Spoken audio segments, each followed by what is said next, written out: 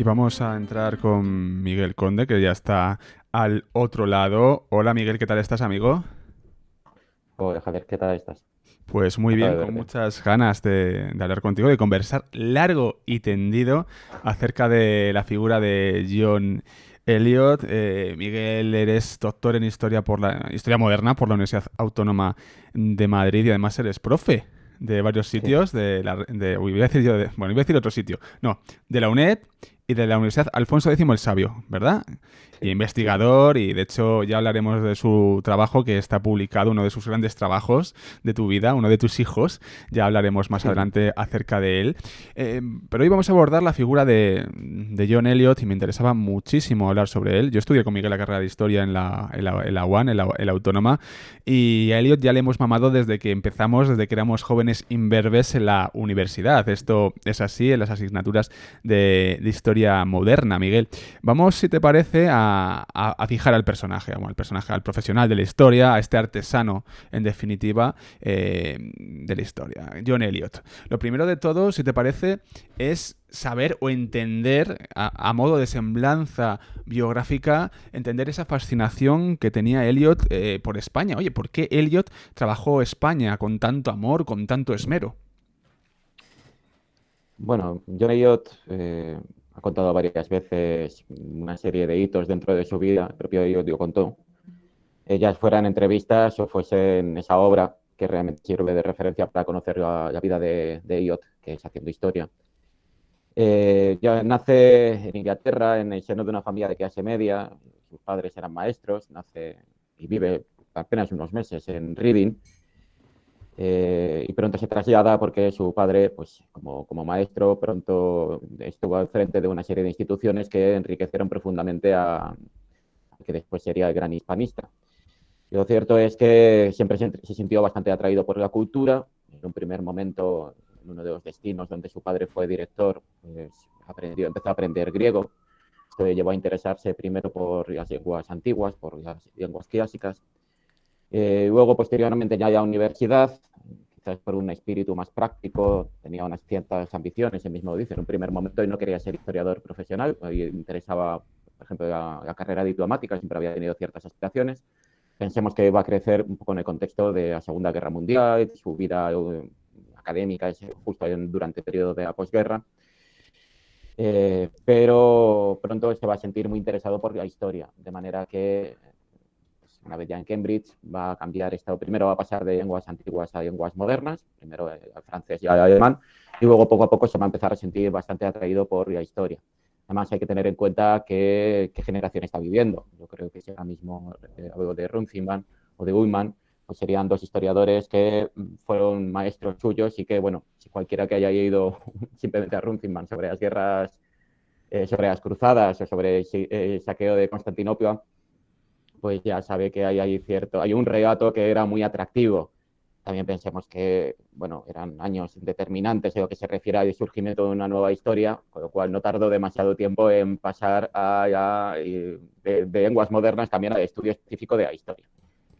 Después hay una historia muy interesante y es que es bonita, porque en un momento determinado tenía unas vacaciones y vi un anuncio en un tablón, no sé si creo que es recordar que fue en un tablón dentro de la universidad, de unos chicos que se iban a ir a España, iban a hacer una excursión, y lo llamáis, de 6 semanas a España. Claro, estamos hablando de años 50, una España que, bueno, acaba de pasar una década muy dura, donde estaba la pobreza, pero que también pues, era exótica para muchos de ellos. Y Elliot se va a unir a esta expedición y va a hacer este primer viaje a España, que realmente va a transformar totalmente su vida. Lo va a contar, durante 6 semanas recorrieron España, una España marcada por la pobreza, sus relatos de Andalucía de aquella época, es decir, son años muy duros, y entristecieron profundamente, pero también le pusieron, ese viaje va a poner en contacto con una cultura y con un arte, con un mundo que les va a llamar extraordinariamente la atención. En este sentido, tenemos que pensar en una visita, y esto también lo he contado muchas veces, en una visita que va a hacer al Museo de Prado. Pensemos que en este momento ya, digamos, el arte español era conocido, pero quizás, claro, los formatos de libros han cambiado bastante, el acceso que se tenía a las obras, incluso una reproducción de obras en color, pues es diferente a los años 50, no tiene nada que ver. De manera que cuando llegó al Prado y encontró la obra de Velázquez, se sintió profundamente impresionado. Y dice que lo que realmente le cambió la vida fue cuando vio aquel cuadro del Conde Duque de Olivares, que realmente impactó de manera, este gran retrato de Velázquez, impactó profundamente. No, apenas sabía nada de esa figura, simplemente llamó mucho la atención esa majestuosidad y rápidamente pues empezó a interesar por la historia de España, por la historia además en concreto del siglo XVII español y y sintió una gran atracción por esa figura soberbia que es la de Conde Duque de Olivares, lo que llevó a interesarse por España. Luego había otro segundo factor.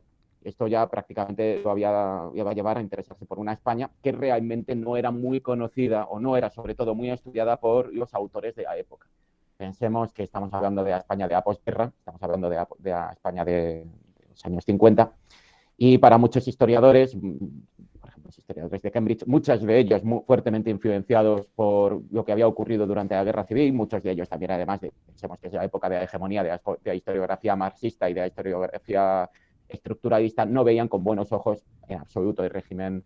Primero, recordaban los excesos de la Guerra Civil y luego, por otra parte, no querían pisar España mientras Franco estuviese al frente. De manera que era un campo que casi ningún historiador se atrevía no, que querían evitarlo. Además hay que tener en cuenta, y esto también dice mucho de Eliot, que España dentro de lo que serían los países europeos no era tan atractivo a nivel académico, es decir, los historiadores más potentes se centraban sobre todo, obviamente, en historia de Inglaterra, del Reino de Inglaterra y el siglo XVII, ya sabemos que también es muy importante, es trascendental, el siglo XVII, la época de la Guerra Civil, de Cromwell, de la decapitación de Carlos I. Y el otro tema era Francia, es decir, ese siglo XVII, la época clásica de Luis XIV. De manera que aventurarse a España dentro de lo que sería un departamento era al mismo tiempo muy prometedor porque era un campo salvaje, pero también era muy aventurado porque dentro de lo que sería dentro del propio departamento no se consideraba una categoría mayor como país. Pronto, gracias a ello, precisamente va a ascender hasta la primera línea y en eso va a tener bastante que ver ello. Fíjate que hay un boom también de hispanistas británicos. Hay un boom en esta época, seguramente por lo que dices también, corrígeme si me equivoco, que Eliot abre un camino, en cierto sentido, crea una tendencia, y es muy interesante esto que dices del Museo del Prado. De hecho, en el editorial lo he mencionado, porque al final, cuando ve esa figura ecuestre del Conde Duque de Olivares, claro, él tuvo que decir, ¿este hombre quién era? ¿No? Qué magnificencia, cuánto poder parece en esta obra de arte, y seguramente que de ahí saquen muchas cosas. Hablamos de la historia de España, esa mirada de una historia de España de ese siglo XVII, que bueno, habría que ver si hay decadencia, si no hay decadencia. Esto tiene mucha amiga Miguel, pero bueno, es un periodo de cambio. Y fíjate que cuando tú comentabas el tema de los años 50, viaje en esa España de posguerra, en un libro que tengo por aquí de John Eliot, tengo aquí un par de libros, además tú conoces muy bien, y bueno, para los oyentes del podcast, porque esto también aparte de vídeo es podcast, La España Imperial de John Eliot, él habla de esa España con los reyes católicos, como anteriormente parecía un erial prácticamente, esto lo habla en la introducción del libro, y que lo que consiguieron los reyes católicos fue, vamos, algo increíble, ¿no? La monarquía hispánica, cómo empieza a germinar con ellos. De esto nos habla John Eliot. Vamos a hablar de muchos conceptos de Eliot, ya va a ser un viaje apasionante con Miguel Conde, pero aquí tenemos este aperitivo que nos has brindado, Miguel, y vamos a ese siglo XVII y vamos a la tesis, porque al final, claro, Eliot se interesa por España en su viaje, pero eso hay que darle una forma académica, como desde la academia empieza a trabajar un joven Eliot de estudiante y cómo hace una tesis doctoral. Has comentado Francia, Inglaterra, siglo XVII, marcos fijos, ojo, España. Aquí juega un poco también una figura de un historiador mítico, que nos vas a hablar ahora mismo, francés. Cuéntanos cómo se germina todo esto, porque la idea original de Eliot de la tesis era una y cambia a otra. Sí, bueno, sí, es cierto que pertenece a una generación, probablemente dentro de los hispanistas, sobre todo para los que estudiamos ya la Edad Moderna, John Eliot es el gran referente. Sí que es cierto que en los años 50 empezaron a surgir algunas figuras algunos otros hispanistas, pero no se centraban en el mismo periodo. Estamos pensando, yo creo que de esa misma colección que has sacado, que todos, yo creo que toda nuestra generación de historiadores nos Sí, agradecemos enormemente que RBA publicara aquella colección. Ahí tenemos a otras dos obras que son de referencia, que es por una parte Raymond Carr, que se centró en el siglo XIX, esa obra también, esa obra magna, pues estaría conectado directamente con la obra de John Eliot, y luego estaría también Hugh Thomas, que también sería otro de los grandes autores centrado pues, en un periodo ya contemporáneo, es decir, estaríamos hablando de periodos posteriores. Como bien dices, es un periodo de justo al Imperio Imperio Español. Español de Es Tomás. es un periodo de ebullición bastante interesante.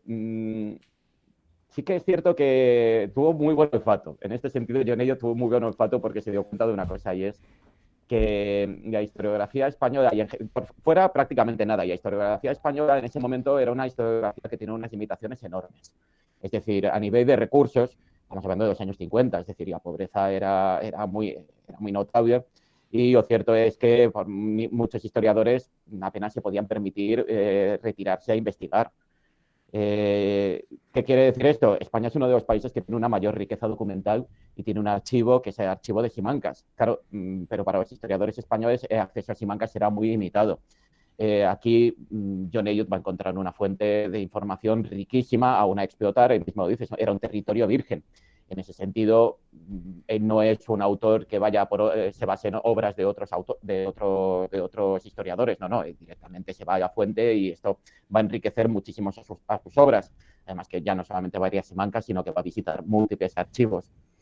Y luego, por otra parte, hay que tener en cuenta el momento en el que John Elliot está realizando sus trabajos. Ha terminado la Segunda Guerra Mundial y hay diversas corrientes que están empezando a dominar la historiografía. Hay dos corrientes que son muy potentes. Una que, digamos, hay una parte de sectores que no la evitaban, que era la historiografía marxista, y luego otra corriente, ambas estarían íntimamente ligadas, que sería de la corriente estructuralista de la escuela de Anayes. Es decir, en ese momento a quien tenemos es una figura de puntera francesa, es Fernand Braudel, que había publicado, yo creo que ya para entonces habría publicado la segunda edición de Mediterráneo y el mundo mediterráneo, que era esta historia total que intentaba abarcar pues ya no solamente la historia, sino también lo que había determinado la historia. Principalmente quería integrar la geografía, quería integrar el entorno, quería integrar la economía, la sociedad. Es decir, era una historia muy ambiciosa que rechazaba el discurso más tradicional, positivista, que además la historia de España era muy notable. Es decir, los historiadores que habían en España eran profundamente historiadores ya no solamente positivistas, sino que se centraban mucho pues, en temas exclusivos de tipo militar, de tipo diplomático. Y a economía, si bien es cierto que justo en los años 50 empiezan a surgir otros historiadores, pensemos en Felipe Ruiz Martín o pensemos en Ramón Cagrande, hasta ese momento lo cierto es que había estado muy poco trabajado. Va a ser justo en este momento de los años 50 cuando esto va a cambiar. El gran referente en ese momento es, sin duda alguna, es Fernand Braudel. De hecho, había escrito una serie de trabajos, creo recordar, disculpadme si me equivoco, pero uno de los puntos culminantes dentro de todo este proceso fue la publicación de una biografía del cardenal Infante, y Fernand Braudel prácticamente dijo, mira, esto ya se está quedando antiguo, hay que utilizar otra metodología, y eso fue como un antes y un después en cómo tenía que ser la metodología a la hora de estudiar cada uno los temas, incluso las tesis doctorales, y esto va a influenciar todas las tesis doctorales, que siempre van a estar precedidas por pues, una descripción de la geografía, ya también de la economía, de la sociedad, y os va a enriquecer. Van a ser trabajos muy, muy completos, pero, y esto sí que es cierto, la historiografía de Anales era bastante determinista, y esto, por ejemplo, a John Elliot al final va a terminar rechazando una parte de esta metodología. En cualquier caso, en este momento John Elliot es una persona muy joven, está muy ilusionada y interesa muchísimo, y la figura de Olivares va a tener un maestro que sobre todo le va pues, a apoyar Herbert Bitterfield, que sobre todo va a ser un apoyo, pero él quiere, no tienen ningún reparo en hablar con los grandes maestros, y se va a poner en contacto con Fernand Braudel y va a presentar su esbozo de cuál era su idea. Su idea era hacer pues, un estudio centrado en el Código de Olivares y sobre todo en ese programa político ante una decadencia que estaba dominando, que ya se vislumbraba dentro de lo que sería la monarquía hispana. Pues John Elliot creyó identificar un programa político que debía llevar a pues, intentar frenar esa decadencia y sobre todo imponerse al gran enemigo que era la corona francesa. Ya después hablaremos cómo esa rivalidad ya no solamente entre los reyes de España y de Francia, sino en concreto entre Richelieu y el conde duque de Olivares. Claro, esto yo llevó a esbozar ese proyecto que quiso compartir con el propio Brodel y dijo, mira, me interesa este programa político, me interesa mucho. Pero Brodel no compartió su entusiasmo. Y dijo, mira, esto es un proyecto muy ambicioso, los archivos españoles van a ser complicados, no hay demasiados trabajos, y animó que se centrara sobre todo en la hacienda de Felipe IV, es decir, que se centrara en el aspecto económico, que estaba todavía pendiente por trabajar. Pero claro, esto a John Elliot pues no, y hizo, podríamos decir, provocó cierta crisis, todo esto lo hemos vivido todos los que hemos hecho algo de investigación, yo creo que compartimos una crisis de inseguridad. Y aquí es donde el director de tesis vino a reforzar y dijo, bueno, no te preocupes, me gustó mucho esta frase. Dice, una de las cartas que me mandó decía, todas las historias son informes provisionales. Y la pregunta de ser, ¿puedes hacer avanzar un paso el estudio de este periodo? Entonces, como bueno, esta seguridad que reforzó al final su maestro. Finalmente, claro, pensemos que estábamos en los años 50, va a viajar, va a pasar por París y posteriormente pasa a la península ibérica, y donde va a ser a Simancas. En Simancas se va a convertir en prácticamente la persona que va a inaugurar una reciente residencia para investigadores que se acababa de abrir en este pueblo de Castilla, es decir, esto está a unos kilómetros de Valladolid.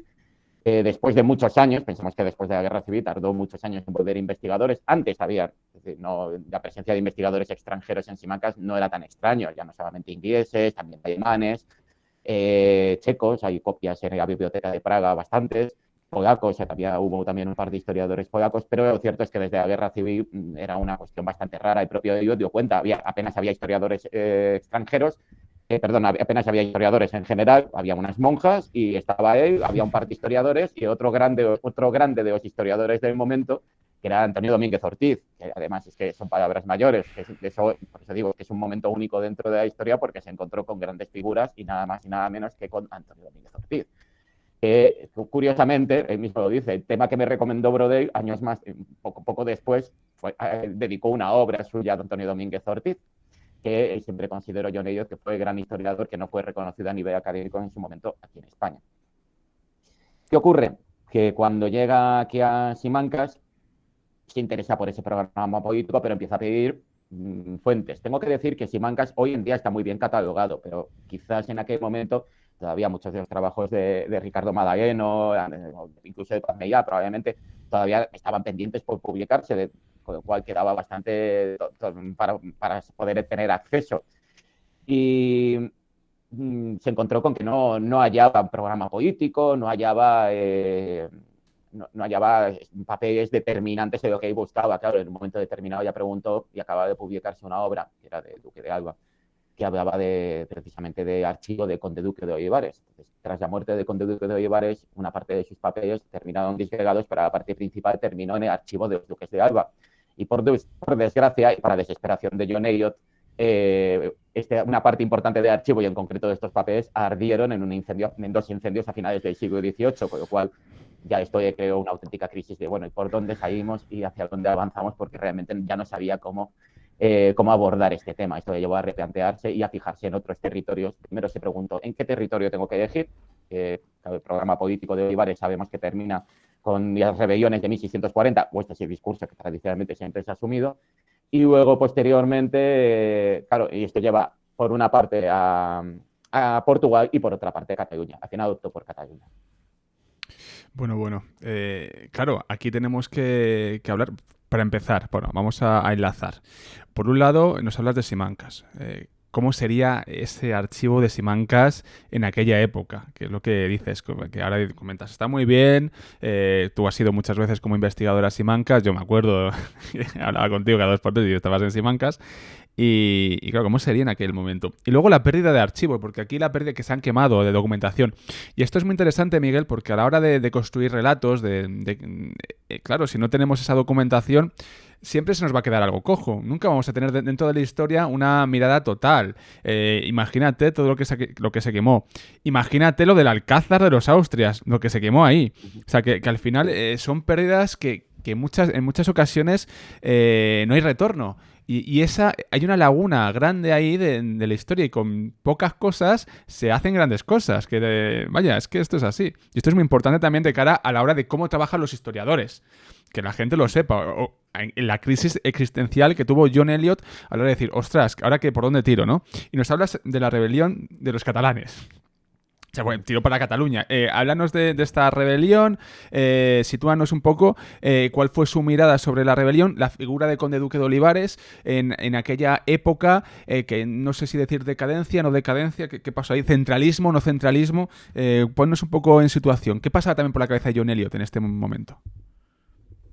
Bueno, sobre la forma de trabajar, sí que me gustaría destacar, por ejemplo, John Sí. Eliot mismo lo dice, es un representante de una forma de hacer historia que probablemente se está cambiando ahora, es decir, es un historiador de la época predigital, en el sentido de que ahora mismo, esta mañana mismo me estaba viendo fuentes con unos alumnos y decíamos, es que ahora mismo tú apretas con el ordenador y tienes acceso a fuentes y a una cantidad de información ingente, ya no solamente de fuentes secundarias, sino de fuentes primarias. Se ha digitalizado mucho y la Biblioteca Nacional, por ejemplo, tiene un proyecto estupendo de digitalización que nos da acceso a memoriales que antes tenías que ir allí, tenías que viajar, tenías que trasladarte. Esto para un historiador sigue siendo necesario hoy en día, es decir, no todo está digitalizado en absoluto. Cualquier persona que quiera hacer una tesis doctoral seria en un tema tiene que ir al archivo y es un trabajo de archivo constante.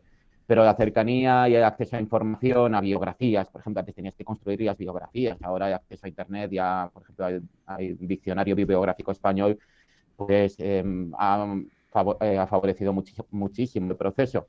En este sentido, hay que pensar que su trabajo, el trabajo de ellos y también de los historiadores posteriores, es muy, muy, muy meritorio. Y había que dedicar horas y horas discutiendo ya no solamente con archivos oficiales, sino pensemos, hay archivos eclesiásticos, archivos privados, que esto ya es establecer auténticas redes de contactos y muchas veces esto funcionaba por el boca a boca, en el sentido de encontrar esta documentación, ya puedes encontrar aquí cómo acceder, cómo regir, cómo adaptarte a las normas de los diferentes archivos, que en el fondo esto te tiene que gustar, pero es parte de la aureola romántica que tiene dedicarse un poco también a la historia, estar perdido en diversos lugares buscando la forma de acceso.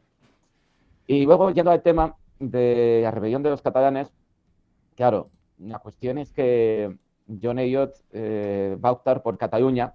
Bueno, primero, es hijo de su tiempo, John Eliot. Entonces, en este sentido, primero, opta por por centrarse en el programa de reformas de Olivares, porque aquí hace incluso paralelismos. Y lo que dice es, mira, España había vivido un imperio, pero quizás el imperio estaba destrozando también al propio país y estaba llevando a la decadencia. Y estaban buscando fórmulas para superar al propio imperio. Entonces, en cierta medida, dio cuenta, dice, era una sensación que yo también estaba viviendo en Inglaterra en los años 50. Después de la Segunda Guerra Mundial, Inglaterra se encuentra en una situación parecida. Es decir, tiene un imperio, pero realmente se está erosionando rápidamente y están buscando formas de pues, intentar parar esta erosión, este declive constante. ¿Cómo lo hicieron? ¿Cuáles fueron las fórmulas? ¿Cómo terminaron esas fórmulas? Claro, para muchos autores y para la historiografía tradicional, todas estas fórmulas por las que se embarcó el conde duque de Olivares terminaron desencadenando al final esta gran crisis de la monarquía que va a ser el estallido primero de las rebeliones peninsulares, que sería la rebelión de Cataluña y la de Portugal en 1640, y unos años más tarde esas peligrosísimas rebeliones también italianas en Sicilia y en Nápoles. En este sentido, claro, todo llevaba de nuevo al conde duque de Olivares, a su programa político. Ahora, si quieres, podemos hablar de programa político. Claro. Pero yo llevo sobre todo a centrarse y decir, bueno, tengo que seleccionar y vamos a irnos al final, porque vamos a irnos a otra parte, vamos a irnos a la parte que se rebeló, que no estuvo de acuerdo con estas rebeliones peninsulares, perdón, con estas formas de Olivares, porque la vieron como una amenaza. En concreto se centró en Cataluña, donde además pues es que este era un tema candente. Es decir, la rebelión dentro de la identidad nacional catalana, el tema de la rebelión de 1640, el Corpus de Sangre, la rebelión de acción de los segadors, realmente eran pues lugares de la memoria dentro del nacionalismo catalán que desde el siglo XIX se había recuperado todo ese discurso y todas esas ideas. En otras palabras, John Eliot es una figura muy ambiciosa que se metió en la década de 1950 en un tema candente en medio de la dictadura de Franco y además con una historiografía catalana que tenía un discurso muy tradicional que se enfrentaba a una historiografía oficial que era ya historiografía pues, básicamente de Madrid. Aunque también es cierto que se va a acercar sobre todo a dos perspectivas. La perspectiva de la historiografía nacionalista catalana, con ese discurso tradicional, un poco victimista de lo que había ocurrido con la historia catalana, y luego un discurso que, que va a ser mucho más atractivo al propio John Eliot, ese discurso de Jaume Vicens Vives, que era un historiador de aquella época, que también estaba interesado por la historiografía, por lo que había ocurrido en Cataluña, pero estaba empeñado en desmitificar esa historia. Para él esa historia era nacionalista, era una historia con un fuerte discurso político, que no respondía a parámetros reales y que no respondía a parámetros científicos. Claro, inmediatamente un inglés como John Eliot se va a acercar a este grupo y se va a sentir muy atraído. Ahí interesa eso, no interesa hacer discursos de cuál es la posición de Cataluña dentro de España, esta pugna entre centro y periferia, aunque sí que domina el pensamiento de John Eliot, pero en otro sentido, y interesa un espíritu mucho más crítico y interesa realmente lo que ocurrió. Por esa razón, siempre se va a situar en un momento, podemos decir, desde un punto de vista objetivo dentro de lo que serían los discursos más tradicionales y más enfrentados. Madre mía, claro, es que fíjate, él tenía también podía ver las cosas desde fuera, Miguel. Esto es importante. Bueno, ha habido debates también acerca de qué es mejor, si hispanistas extranjeros o hispanistas españoles, por el tema de los sentimientos o por el tema de cómo enfocar las cosas. Es un debate aparte. Pero aquí sí que es cierto, en aquella época, en aquel contexto, que al final la mirada de Eliot por lo menos estaba alejada, digamos, de las peleas históricas intestinas entre diversas regiones del territorio de España, o del Estado español, o como se le quiera llamar. Entonces, esto es muy interesante, desde luego. En este trabajo que hizo de la rebelión de los catalanes, vamos a ir un poquito al contenido. Vamos a ir al contenido. Que lo mencionamos anteriormente, ¿no? Conde Duque de Olivares, cuéntanos, para quien no lo sepa, situar en su tablero político e histórico al conde duque de Olivares. ¿Quién era realmente el conde duque de Olivares y por qué existió esta rebelión de los catalanes? Es decir, ¿en qué momento, qué políticas quiso aplicar y, por tanto, por qué estuvo esta rebelión? Bueno, en este sentido hay cierto debate. Es decir, vamos a tener en cuenta que para principios del siglo XVII está bastante asumida la idea de que la monarquía hispana, la monarquía entonces conocida en Europa, las propias cartas como monarquía católica, se había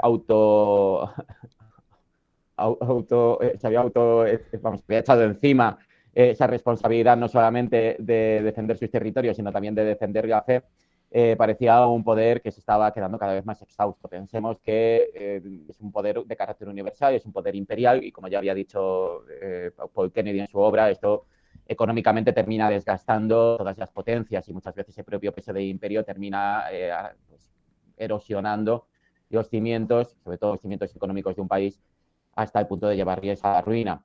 En el caso de la monarquía hispana, además, había una particularidad, ya que era una monarquía compuesta, este término además es de John Eliot, en el que las responsabilidades de cada uno de los territorios había mantenido su propia identidad, había mantenido su propia forma de gobierno, y cada uno de los territorios hacía una aportación al esfuerzo general de la monarquía. Pero claro, había un territorio en concreto que era el centro de la monarquía, tradicionalmente siempre se había visto como el centro que llevaba el peso principal, sobre todo el peso económico, pero también el peso lo que se refiere al reparto de cargos y a responsabilidades, incluso a las armas, que era el reino de Castilla. La corte, además, con Felipe II se había situado en Castilla, y a partir de ese momento Castilla, que era un territorio que tradicionalmente tenía, podemos decir, unas cortes mejor domesticadas que, por ejemplo, las cortes de los antiguos reinos de la Corona de Aragón, pues daban ingentes recursos y eran la base financiera de la política internacional de la monarquía en Europa. Tradicionalmente se ha visto que para la década de 1600, 1610, ya con Felipe III, probablemente las últimas décadas de Felipe II, la monarquía que empieza a sufrir toda la llegada de toda una serie de pestes, toda una serie de reveses, ya no solamente militares, sino también de carácter económico, está exhausta y que era necesario hacer una reformulación general de cómo era su funcionamiento y cómo era su articulación, de cómo básicamente ejecutaba su poder, llevaba adelante una política imperial, en un momento además en el que estalla la guerra de los 30 años y en el que hay grandes conflictos europeos. Lo cierto es que estudios más recientes, por ejemplo, señalan, bueno, había una decadencia, había una percepción de decadencia económica, sí, pero también había cierta percepción de decadencia moral y, de hecho, hoy en día parece que hay un gran consenso en que el conde duque de Olivares, su reforma ya no solamente era económica, sino que también era de carácter moral. En cualquier caso, lo que propuso el conde duque de Olivares, ese favorito, ese válido, una figura única dentro de lo que serían las monarquías de la época, de Felipe IV. Felipe IV accede al poder tras la muerte de su padre, bastante joven, y se deja aconsejar de su círculo, y dentro de su círculo más cercano quien destacaba era el conde duque de Olivares. En un primer momento, por cierto, quien está frente al timón del reinado del gobierno de Felipe IV es el tío del conde duque de Olivares, es don Baltasar de Zúñiga, que era, podríamos decir, uno de los grandes estadistas, uno de los grandes diplomáticos de aquella época. Esto lo ha estudiado Rubén González Cuerva, que pues señala como esta figura había estado de embajador en París, había estado en Bruselas, había estado de embajador también en Praga, y pues, estaba en contacto con los grandes, podríamos decir, con los grandes problemas que había en el corazón de Europa. De manera que cuando estalla la guerra de los 30 años, parece que no hay persona más a propósito para que lleve la política de la monarquía. Y lo que ocurre es que Baltasar de Zúñiga no va a vivir demasiado tiempo y va a terminar al frente del poder pues, su sobrino, que era el conde duque de Olivares. El conde duque de Olivares va a llevar adelante, pronto se va a dar cuenta de que el esfuerzo de guerra, el esfuerzo de esta política imperial va a requerir unos recursos ingentes y va a querer hacer un reparto mejor de las responsabilidades. Es decir, que cada territorio también aporte más o al menos que haga una aportación equitativa con sus intereses y con su peso dentro de la monarquía.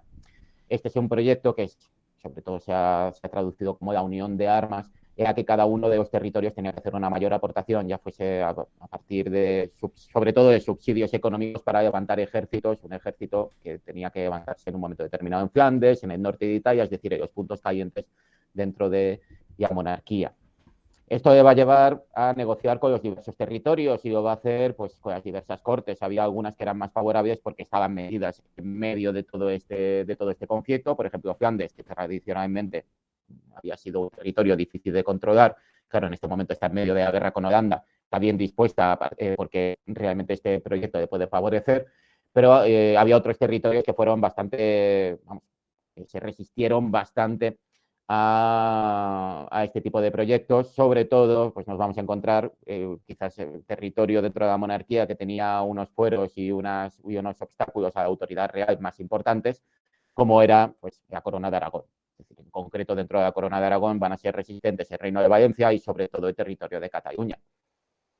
Sí que es cierto que todo este proyecto político vino reflejado en una serie de memoriales y sobre todo en un documento que se llama el Gran Memorial del Conde Duque de Olivares, donde narra a Felipe IV, supuestamente narra a Felipe IV, cuáles tienen que ser sus objetivos de reinado. En uno de esos memoriales, en el Gran Memorial, lo que dice es que tiene que dejar de ser rey de Castilla, de Aragón, de Cataluña, es decir, de los diversos territorios, rey de Portugal, para convertirse en rey de España. Y esto siempre se ha considerado pues básicamente como pues, un paradigma de centralismo de Madrid frente a la autonomía de Cataluña.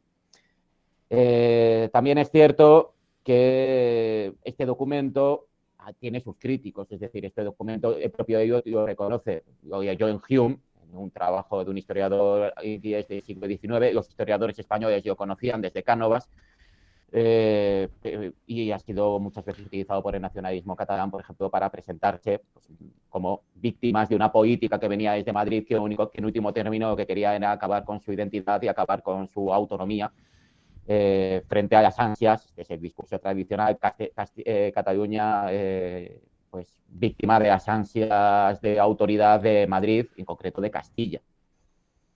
¿Qué ocurre? Que sí que es cierto, y esto sí que es cierto, que claro, cuando llega la década de 1630 y sobre todo el estallido de la guerra con Francia en 1635, la monarquía, y en concreto el conde duque de Olivares, se lanza una política que lo que requiere es aumentar los tributos. En Italia, Luis Ribot lo va a señalar, que es un catedrático de la UNED, lo va a señalar en un término muy sencillo, Italia exprimida, es decir, es que sacaron una gran cantidad de dinero, porque por mucho que siguiesen adelante con la unión de armas y con los recursos, lo cierto es que Castilla y luego Nápoles y luego probablemente también América eran los que estaban sustentando la política imperial y que el conde duque de Olivares intentó aumentar las cargas en los diversos territorios. Es decir, hay un aumento tributario muy potente, pero también lo hay en Francia. Es decir, una guerra requiere grandes recursos porque tienes que levantar grandes ejércitos y aumentó de forma sensible pues la cantidad de impuestos en los diversos territorios. Claro, esto, por supuesto, lo que termina llevando es a un malestar enorme. Para la década de 1640, en el momento clave de la guerra con Francia, termina estallando la rebelión, en un momento en el que además el conde duque de Olivares piensa hay una presión enorme en el frente de Flandes, hay una presión enorme que hasta hace poco no era muy estudiada, que era lo que ocurría en el norte de Italia, y lo cierto es que lo llaman el cementerio de los ejércitos. Hace poco Hamilton ha escrito sobre este tema, de cómo realmente había una presión enorme frente al norte de Italia entre los ejércitos español y francés, y por esa razón había incluso el peligro de que se perdiera Milán. Y el conde duque de Olivares, en una acción muy arriesgada, pues decide abrir un tercer frente potente. Este frente siempre había existido, pero había sido de baja intensidad, que es abrir un frente en Cataluña, con un doble interés, que es decir, si abro un frente en Cataluña, también voy a comprometer más a los catalanes para que para que participen de manera activa con sus recursos también en la guerra con Francia. Hay que tener en cuenta una cosa, y es que Olivares, primero, no conocía estos territorios de primera mano, se servía de los informes que hacían, y muchas veces estos informes exageraban la capacidad económica que tenían los diversos territorios. Probablemente las exigencias que hacía Olivares a nivel tributario y a nivel de levantamiento de tropas para los catalanes eran muy exageradas y estaba pidiendo demasiado. Y tampoco conocía muy bien el funcionamiento de muchos de estos, o al menos el impacto que estaban causando muchas de sus medidas. De manera que cuando mete un ejército de grandes proporciones en Cataluña, se empiezan a producir toda una serie de choques. Si a eso sumamos el malestar que había en el campo, los excesos provocados por los soldados, nos encontramos una rebelión que primero está en el campo y luego posteriormente termina estallando en la propia ciudad de Barcelona, en Corpus de Sangre, en el que el virrey, que pensamos que es el alter ego del rey, es decir, es la figura prácticamente es una figura de rey, la representación del rey en el territorio, termina huyendo y termina siendo asesinado. Y esto es un crimen, también se está estudiando ahora mismo, es el crimen de esa majestad, es decir, prácticamente es un crimen de traición, y termina levantándose el territorio contra la monarquía. Se inicia un periodo muy complicado en el que Cataluña pues prácticamente se va a erigir como un territorio independiente y se va a unir al enemigo, va a buscar el apoyo de Francia, se va a poner en contacto con Richelieu en busca de protegerse primero, porque manda inmediatamente desde Castilla, se manda un ejército que fracasa, y este es el gran problema de la rebelión de los catalanes, que la primera campaña hubo un desastre militar, y que primero tiene que resistir la presión esta primera campaña, y luego está muy preocupada por lo que puede ocurrir dentro de, cuál puede ser el castigo castellano. El castigo de resto, este término está muy mal dicho, el castigo de resto de la monarquía, y en concreto el castigo de Madrid, porque se ha rebelado contra el reino. En cualquier caso, la rebelión de los catalanes, y lo que marca, unido a la rebelión de Portugal, lo que marca es el fracaso del proyecto político de conde duque de Olivares, que unos años más tarde ya es sustituido. No es posible, no es viable mantenerse en el poder, y es sustituido. Miguel, fíjate, has apuntado un montón de cosas, lo estamos también comentando en directo en Twitter ahora mismo, para que la gente que esté por ahí, que se una aquí a hacer preguntas. Hay una pregunta de Nosirros que al final recopilaremos todas. Aquí lo que da la sensación en aquel momento es cómo se desangra todo. Es decir, tengo frentes por 1000 lados, hace falta recaudar dinero, la unión de armas, tributos, y en este caso me estás tocando el bolsillo, me rebelo. Más allá de otras cuestiones, no sé si identitarias en este caso, porque hablas del virrey, que también esto es muy interesante en cuanto a concepción de, ¿no?, que se habla mucho del nacionalismo español, del nacionalismo catalán, pero que luego iremos a eso, pero el virrey, ¿no?, esa figura que era el rey allí, que era como, que le ha matado, o sea, que esto es tremendo, ¿no? O sea, que realmente era una cosa desoladora en aquella época. Cómo se desmembra todo. O sea, sí que hay una decadencia, entonces, ¿no?, en estos conceptos que a veces caemos, pero a lo mejor entrecomillado, una decadencia, se le está desangrando esa monarquía hispánica. Sí, bueno, pensemos que es el siglo XVII. Es cierto que el siglo XVII ya se ha superado esa idea de crisis general, es decir, hay múltiples crisis en múltiples territorios, pero sí que es cierto también que a la década de 1640 ahí ocurrió algo, porque no es una cosa única del caso de la monarquía hispana. Pensemos que en esa misma década está la guerra civil en Inglaterra. Pensemos también que a finales de esa década estallan las frondas en Francia. Muchos autores han señalado que en la década de 1640, que quizás hubo un problema de uso climático y que a la década de 1640 esto pudo afectar directamente a las cosechas. Pensamos también que hubo un desastre financiero. La década de 1620 se cierra con un desastre financiero y hay problemas muy serios, ellos que por supuesto pesan muchísimo la tributación, pensando que levantar grandes ejércitos, estamos hablando de 10.000, 20.000 hombres que tenían que levantar prácticamente pues, para cada una de las campañas, tenían que, pues esto aumentaba, por ejemplo, el servicio de millones, que era el principal impuesto que existía aquí en Castilla, tiene un peso, afectaba muchísimo, además no a las clases privilegiadas se solía librar, esto se acordaba dentro de cada una de las ciudades y las ciudades ya recaudaban y el peso generalmente recaía en el pueblo. Pensemos que los pecheros estaban llevando el peso de la mayor parte de toda esta tributación y esto crea un enorme malestar. Pero luego, y esto también es importante tenerlo en cuenta, cada uno de los territorios, a pesar de que hablamos de una crisis general y de un malestar general, cada uno de los territorios luego tiene sus propias problemáticas. Y esto no solamente ya es la monarquía hispana, sino muy concretamente el territorio de Cataluña. Es decir, el territorio de Cataluña tenía unas pugnas internas entre las élites y había unas rivalidades internas enormes. Muchas veces, y este es uno de los puntos en los que va a señalar John Eliot, John Eliot va a decir, mira, es que muchas veces esto se ha hecho un discurso romántico de los que estaban con una parte eran los que estaban a favor de los castellanos y dentro de nuestra historiografía son traidores y los que estaban con nosotros son los que representan esta identidad pura. Y la parte contraria, es decir, esto lo ha hecho la historiografía catalana, pero también ha hecho la historiografía de corte más tradicional españolista. A mí me gusta mucho cuál fue la frase con la que resolvía John Eliot. Decía, mira, yo después de acercarme a la rebelión de los catalanes, y lo que tengo que señalar es, y voy a decir textualmente, los motivos de los rebeldes eran confusos en el mejor de los casos y meros intereses personales en el peor. Y tan solo uno de ellos, Pau Clarins, que por desgracia murió en 1641, parece haber sido un dirigente de cierta talla. Es decir, como en muchas rebeliones y como en muchas revoluciones, esto no es una revolución, esto es una rebelión, pero nos encontramos fuerzas que se liberan y que realmente llevan a consecuencias que son inimaginables y muchos intereses personales que se intentaron resolver en este momento que poco o nada tienen que ver ni con la política de Madrid ni con el programa de reformas, en muchos casos son enfrentamientos personales. La rebelión de Cataluña no fue menos. De hecho, la rebelión de Cataluña, el problema que tuvo es que se fue prolongando en el tiempo y al final los propios catalanes, este conflicto hasta 1652 que se recupera Barcelona, prácticamente no se supera y es que una parte importante de los sectores catalanes ya no sabían realmente, se habían metido en un laberinto y no sabían muy bien cómo salir.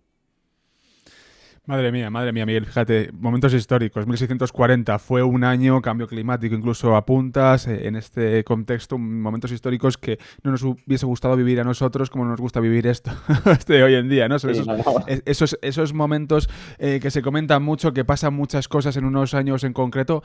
A ver, son procesos obviamente que vienen de atrás, esto no es que eclosione por ciencia infusa, pero es cierto que hay un momento en el cual eclosiona todo eso que estaba ahí abajo y estamos viendo cosas parecidas hoy en día, de momento histórico, quiero decir.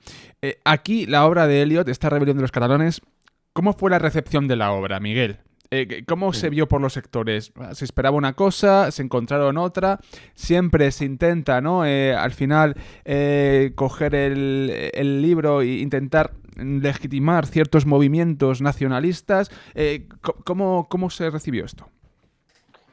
Bueno, realmente la evolución de la recepción es curiosa porque ha habido un cambio, es un cambio paulatino. Para empezar, claro, como hispanista, John Eliot fue muy bien recibido. Ya había sido muy bien recibido en Simancas con su idea original, es decir, frente a una visión de la historia de España que siempre había estado enfrentada a una visión muy imperial, frente a una visión mucho más crítica, que era la que se basaba en la leyenda negra, que viniera un observador externo, que viniese en este caso un hispanista inglés, pues estaba muy bien visto porque parecía que iba a dar un punto de vista bastante objetivo y de hecho brindó un punto de vista objetivo que realmente a muchos historiadores españoles se escapaba.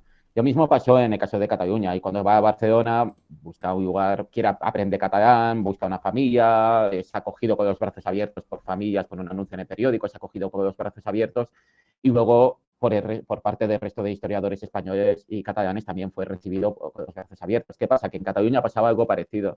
Nos encontrábamos con esas dos visiones que representa, en uno de sus libros se ejemplifica en dos figuras, en Ferran de Soldevilla, que sería un historiador de los años 30, que había sufrido las consecuencias de la guerra civil, que estaba expulsado del mundo, había sido expulsado del mundo académico, que representaba la visión más romántica y más típica de lo que sería la historiografía catalana. Y frente a él nos encontramos a Jaume Vicens Vives, que como he dicho antes, que lo que apuntaba era una historia mucho más crítica, no tradicional, no Jaume Vicens Vives lo que decía es hay que abandonar los planteamientos nacionalistas y hay que ser muy crítico.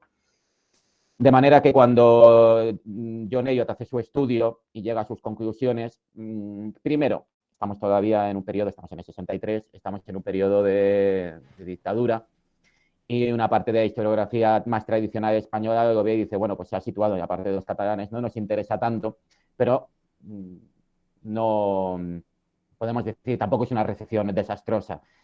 De hecho, con el tiempo, su trabajo parece haber molestado más a la historiografía nacionalista catalana que a la historiografía de la parte española. ¿Por qué? Porque aquí quitaba cualquier tipo de elemento romántico y a rebelión, negaba a todos una serie de lugares de la memoria y sobre todo se mostraba como un fino el proceso desde un punto de vista muchísimo más crítico y desde un punto de vista mucho más científico.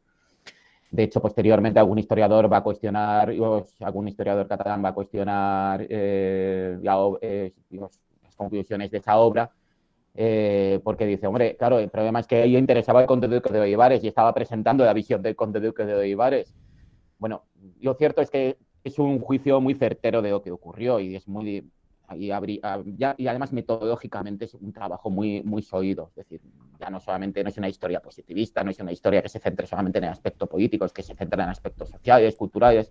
En ese sentido abre escuela, es decir, en ese sentido abre una vía que va a ser continuada por otros muchos historiadores. Además, él mismo en un momento determinado lo dice, mira, en esa época el estructuralismo y la obra, sobre todo de Anaes, se estaba imponiendo la obra de Brodel, pero él mismo dice, yo no me sentía tan atraído por la obra de Brodel, se sentía mucho más atraído por otro historiador de Anaes, que era Lefebvre, que había estudiado el Franco Condado. Bueno, pues ahora tenemos otra visión, que era la de John Elliot, que de hecho es la que va a inspirar a muchísimos historiadores españoles españoles y hispanistas ingleses durante las décadas posteriores. Y el recibimiento a nivel académico, pues siempre se considera una de las mejores obras, probablemente después de la obra de Conde Duque de Olivares, es una de sus obras más completas. La rebelión de los catalanes, John Elliot. ¿Qué pasa con la España imperial? Por dar algunos apuntes más, algunas notas sobre la España imperial, que es la otra obra que tenemos en imagen. Bueno, lo comento también para los oyentes que sean del podcast posteriormente. Esta obra, igualmente, ¿qué plantea y qué supuso? ¿Cuál fue su recepción? Bueno, cuando estaba terminando su tesis, iba propio, Elliot se fue, creo que recordar que hizo una serie de conferencias, creo que fue en Cambridge, hizo una serie de conferencias en Cambridge sobre España, que tenía un conocimiento bastante notable del territorio, y se invitó a redactar esta obra. Quería cubrir un vacío, es decir, un vacío historiográfico, algo actual que hablara de España. En un primer momento no se iba a llamar la España imperial, se iba a llamar España, 1469-1720, pero la editorial le dijo, vamos a poner un nombre atractivo. Y dijo, bueno, igual que había pasado, realmente en 1640, la rebelión de los catalanes, el propio editor le dijo, oye, revisa este título y terminó introduciendo esa fecha.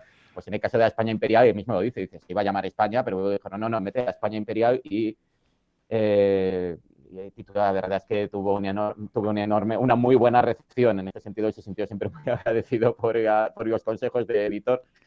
En la España imperial habla precisamente del territorio, está fuertemente influenciado por sin llegar a esa historia total de la escuela de Anaes, pero sí que está fuertemente influenciada por la forma de presentar el territorio, ya no solamente a un nivel político, a un nivel centrado en la diplomacia, sino también a un nivel económico, a un nivel, es decir, hace una presentación de aspectos sociales, aspectos económicos, y es una obra muy completa.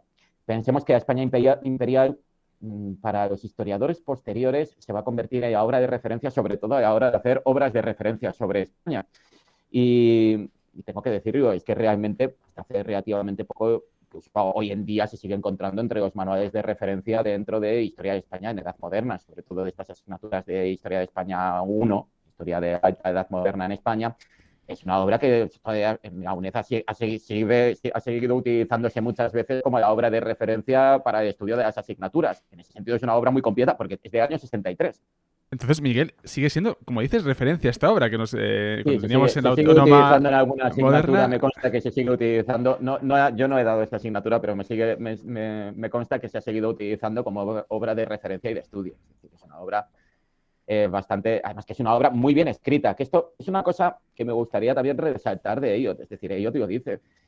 No es un teórico de la historia, es decir, le interesó la teoría de historia, tiene sus propias aportaciones, pero dijo, mira, lo principal es transmitir ideas, tener imaginación y saber situarse para contar bien historias. Es decir, un historiador que sea un teórico puede ser muy buen teórico, pero si no llega, no tiene un buen discurso, no se lee bien su obra, realmente nunca va a ser un gran historiador. Un gran historiador probablemente tenga más de una forma de escribir atractiva, que sepa sintetizar muy bien las ideas, que sepa presentarlas e incluso que tenga, a mí esto me gusta mucho, que tenga mucha imaginación para situarse en el momento histórico y para pues, una especie de analogía, intentar ponerse en el lugar de las personas de aquella época y cómo fueron las soluciones y cómo afrontaban y cómo se resistían y cómo les afectaba de primera mano esas soluciones. Un aumento tributario, ahora mismo lo vemos como era importante vencer a Francia en este duelo entre los Habsburgo y los Borbón, pero que en el fondo era estar condenando de hambre a una parte importante de la población, y es que las rebeliones de este momento, la rebelión de Évora es una rebelión de estómago, es decir, hay un levantamiento porque aumenta el precio del pan porque hay una mala cosecha, aumenta al mismo tiempo los tributos y eso inmediatamente lo que hace es sacar a las gentes a las calles porque hay hambre. Eso hay que tenerlo muy presente. Jolín. Fíjate, y esta España imperial que vemos, por tanto, que todavía se emplea, ¿no?, como obra de referencia, ¿cómo se recibe? Esa recepción, cómo es? Hemos hablado de rebelión de los catalanes, ¿y esta cómo es? Hombre, es una rebelión, no crea tanta controversia, es una rebelión, Recepción. es una recepción, perdón, no es tan controvertida y la verdad es que tuvo una muy buena recepción, se consideró renovadora, está muy bien sintetizada, pensamos que estamos hablando de 2 años en que en esta época las obras de Tuñón de Ara, la historiografía, de hecho aquí en España en esos años estaba empezando a a influenciar también la historiografía de corte de análisis, más estructuralista, incluso la historiografía marxista, los historiadores dentro de la universidad en España empiezan también a cambiar. Y es una muy buena obra para lo que se refiere a esta transformación y esta modernización realmente de lo que va a ser la propia historiografía española para los propios autores que van a venir después. Me atrevería a decir que buena parte de los catedráticos de hoy en día beben directamente de la influencia de esta gran obra, convirtiéndose John Eliot en el maestro de maestros en este sentido. Oye, una pregunta a raíz también del libro acerca de la figura de Carlos II. Yo creo que ya te pilla un poco lejos, ¿no?, de tu campo, pero bueno, Bueno, bueno, más o menos, nada, bien. ¿Qué pasó en aquel momento? No vamos a abordarlo en plan monográfico, pero sí me interesaba, porque además en la España Imperial se aborda al final del libro, que también habla de Mariana, en este caso, que el jesuita, investigador.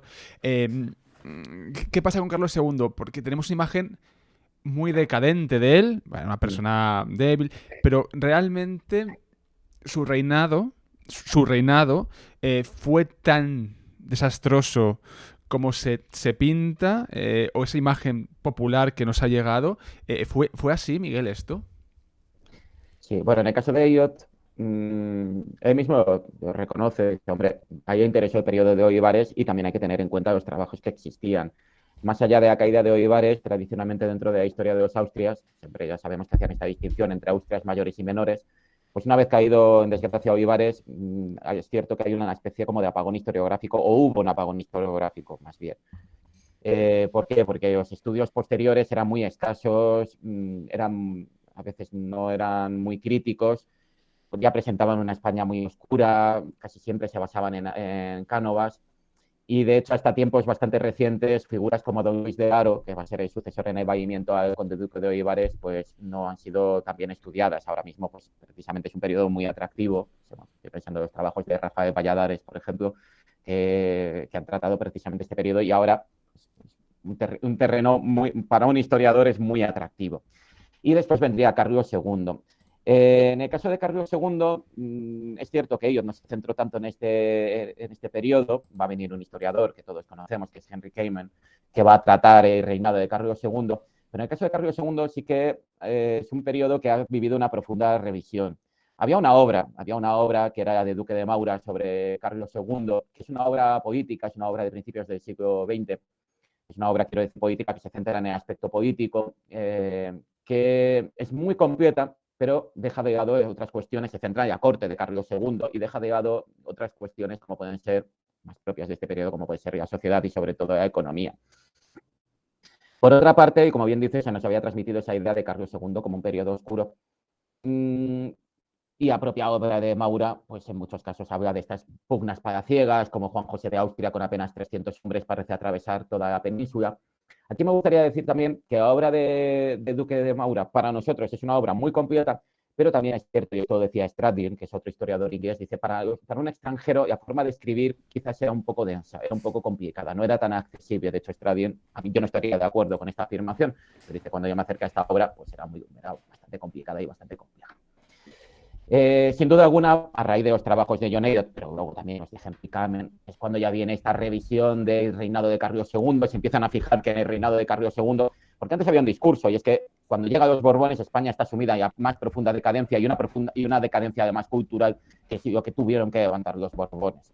En cambio, ya a partir de estos años, y en gran medida gracias al propio Eliot, que apuntó a España como un territorio virgen y un territorio que merecía ser estudiado, empezaron a fijarse pues en un Carlos II que sí tiene una regencia muy complicada al principio, que políticamente está a la sombra de Luis XIV, porque pensemos que ya pierde la iniciativa en lo que se refiere a la hegemonía, en lo que se refiere a la política internacional, la hegemonía pasa a Versalles, pero ya también se producen cambios muy importantes, que desaparecen los novatores.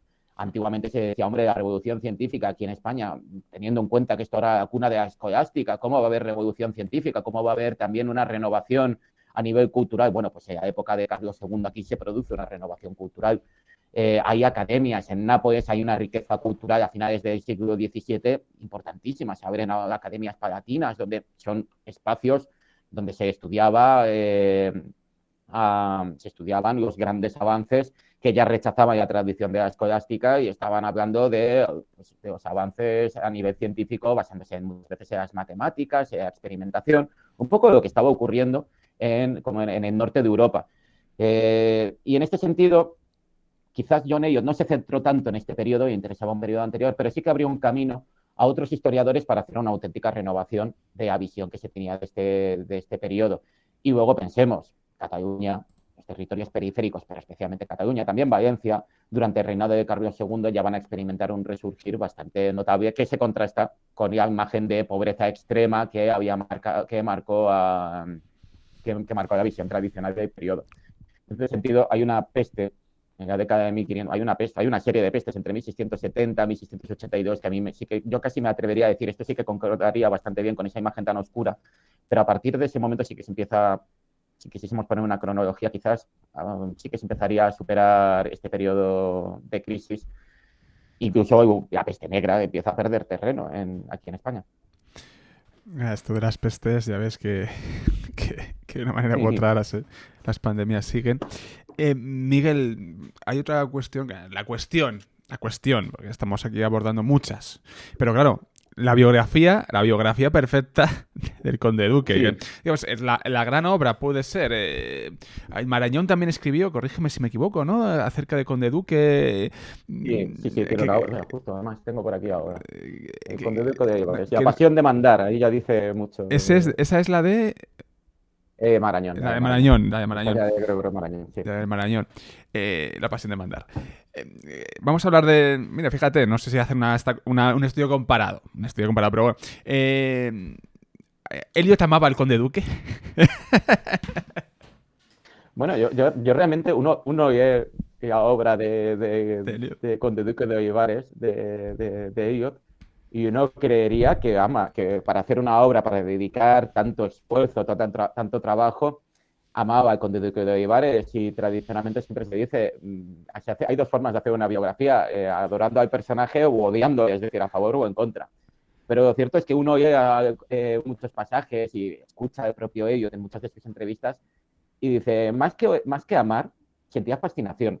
Una fascinación que viene de cuadro, es decir, nace en el cuadro y, claro, es ese punto de partida de todo ese empeño por estudiar un siglo XVII que en la historiografía española había pasado bastante, había sido un periodo a olvidar. Pero lo cierto es que se muestra muy crítico y muchas veces dice, bueno, es que para muchas de sus decisiones se muestra como una figura antipática. Entonces, decir que lo ama, no, porque es muy crítico con Olivares y claro, concuerda muy bien con ese espíritu crítico y científico que quiere dotar toda su obra. Sí, quizás me atrevería a decir que se siente cierta fascinación por el momento, por las medidas, y, pero no se sitúa en una reacción positiva o negativa. Lo que pasa es que, claro, la obsesión, ¿no? La fascinación que es interesante de Olivares, al final es, os decía lo de Amaré, era una broma. Que, claro, Sí, en este punto, Miguel, en la obra de Olivares, ¿qué destacarías de la biografía, ¿no? Esa mirada crítica que aplica Eliot. Cuéntanos, nada, un par de cosas, de elementos a destacar. Digamos, estos elementos que son permeables hoy en día, que no pasan de moda, que siguen, que se mantienen. Columna vertebral, vaya. sí. Bueno, para empezar, vamos a ver el punto de partida. Como bien dices, es que apenas habían dos trabajos que se habían dedicado a la obra de Olivares. Uno era el de Gregorio Marañón, que sabemos que era médico, y que se interesó por la política de Olivares, pero sobre todo, como este propio subtítulo apunta, la pasión de mandar, lo que le interesaba era su personalidad, porque era una escuela que se centraba en aspectos incluso psicológicos y le interesaba muchísimo la psicología del personaje y habla de aspectos, pues, su visión del mundo, de sus carencias también y también de sus grandes logros, pero muchas veces lo describe incluso pues, me atrevería a decir como una personalidad megalómana. Y otro gran trabajo era de Cánovas del Castillo. Claro, Cánovas había escrito desde un punto de vista del siglo XIX que veía pues, la decadencia, se centra en la idea de decadencia, con lo cual tenía un punto de vista bastante oscuro, que es por otra parte la que va a compartir la mayor parte de los historiadores de la primera mitad del siglo XX. De manera que lo que te tocaba a Eliot era hacer una visión certera y una visión, podríamos decir, real de lo que era el personaje. Y para ello se ha lanzado una obra ingente, por esa razón hablamos de una biografía perfecta, porque es que realmente la cantidad de fuentes, de archivo que termina recopilando, es una obra magna. En este sentido, historiográficamente crea una escuela, se convierte para toda, incluso para nosotros, para los que en la actualidad, no solamente para los historiadores de los años 70, 80, 90, sino incluso para los historiadores de hoy en día, todos hemos querido escribir una biografía y estilo de contenido de Olivares, porque ella referencia. Y lo que presenta es un hombre que supo ascender dentro del poder, habla de los circuitos cortesanos, porque la corte es uno de los elementos que le interesó. Pensemos también en Un palacio para el rey, que escribió con Jonathan Brown, publicó unos años antes, y luego también cómo intentaba dar soluciones a los graves problemas a los que se enfrentaba la monarquía. Tuvo un proyecto político que después también parece quedar reflejado en esos memoriales que han sido recopilados y han sido publicados en dos ocasiones, han sido recientemente de nuevo publicados, una obra que para cualquier historiador de momento se tendría que ya no solamente que leer, sino incluso me atrevería a decir adquirir, y cómo tuvo que hacer, como desde Madrid, como desde una corte que está en medio de la meseta, lejos de las grandes pugnas, estableció una estrategia general para la monarquía, es decir, tuvo que combatir con Francia, establecer una política de bloqueo comercial totalmente novedosa dentro de la historia europea para acabar con el poderío holandés, quiso incluso situar una flota en el Báltico, todo lo que llevó a muchos historiadores a decir, bueno, es que a quién se le ocurrió avanzarse a estos proyectos, esto sería pues esa actitud megalómana. Decimos, ya, bueno, pero es que en el fondo era también un juicio certero, decir, ¿dónde va a hacer más daño a los holandeses? Pues realmente su comercio, y el comercio se dieron cuenta, por ejemplo, en el siglo XVII después vendría Colbert y vendría Luis XIV, se daría cuenta, y luego los ingleses tres cortos de lo mismo, sabían que el talón de aquí es de las Provincias Unidas, era precisamente ese comercio báltico. Lo mismo podríamos decir de Francia. El problema, o uno de los problemas, el propio Elliot Dios señala, es que tiene un rival que va a la talla, que es Richelieu, que también es otra de esas grandes figuras Y esa que es obra un de duelo, es Eliot, que ese realmente estudio ahí viene lo comparativo. atractivo. Claro, es ese estudio comparativo, que es la otra gran pasión de Elliot, y decir, bueno, es que no tenía cualquiera, no tenía un Concini, no tenía a un Buckingham, no, tenía el propio cardenal Richelieu, palabras mayores. Entonces ahí encontramos una pugna y los dos lo hicieron muy bien y realmente, bueno, lo hicieron muy bien. Esto es un juicio, pero los proyectos tienen un beso y llegan, no son producto de, al menos no todos, no son producto de la improvisación, es de hacer un juicio, tenemos este problema y hay que buscar estas soluciones. pero además que la mayor parte de las soluciones llevaban siempre a lo mismo. Es una política que, por ejemplo, Paul Kennedy lo dice, es una política antieconómica, es decir, explotar recursos en un intento de campaña tras campaña imponerse al enemigo. Ellos, por ejemplo, en un momento determinado se lo pregunta, ¿reforma o guerra? Esto creo que lo hace en el libro de Richelieu y Olivares, dice, ¿reforma o guerra? Bueno, pues tiene que optar y al final ambos terminan optando por un camino que se de la guerra que termina obligando a hacer reformas y a posponer otra parte importante de las reformas. En cualquier caso, la capacidad que tiene de presentar personajes que además en muchos casos eran bastante oscuros. Pensemos que cualquier persona, ahora sabemos mucho de Marqués de Leganés, que era uno de los favoritos que tenía el conde duque de Olivares, pero entonces no se sabía demasiado, se sabía desde un punto de vista artístico, de Medina de Astorres, de su yerno. Es que no se sabía prácticamente nada y ahora mismo son figuras que Eliot abrió el camino a su estudio y ahí encontramos después otros historiadores. Antes he citado a Stradlin, pues ya no solamente extranjeros, también españoles, que ahora conocemos mucho mejor, pero es que no se sabía prácticamente casi nada de ellos y nos hizo un cuadro general de periodo que es muy difícil o sea, es un trabajo que se nota que dedicó muchos años y muchísimos esfuerzos. Estamos hablando con Miguel Condes sobre John Eliot. Llevamos más de una hora, Miguel, yo creo que hablando sobre Eliot, sobre su obra, su legado. Esto que estamos haciendo aquí no existe. Es decir, sí existe aquí, pero no hay más. Esto es importante para los amigos y amigas del Café de la Lluvia que nos pueden apoyar, ya sabéis cómo, haciendo socios del Café de la Lluvia. Y meto la cuña porque es que esto no existe. Entonces, si se quiere mantener este tipo de proyectos, con un monográfico sobre John Eliot, que no lo vas a ver en ningún sitio, no lo va a ver nadie más en ningún sitio, tiene que ser aquí en el Café de la Lluvia apoyando el proyecto, Miguel. Y dicho esto, vamos a continuar, vamos a proseguir con otra cuestión muy interesante, porque claro, tenemos este Eliot, digamos, de su primera, segunda etapa como historiador, pero Eliot amplía horizontes, se abre y escribe una serie de obras también magníficas, con otras perspectivas, una de ellas abordar Atlántico, ¿no?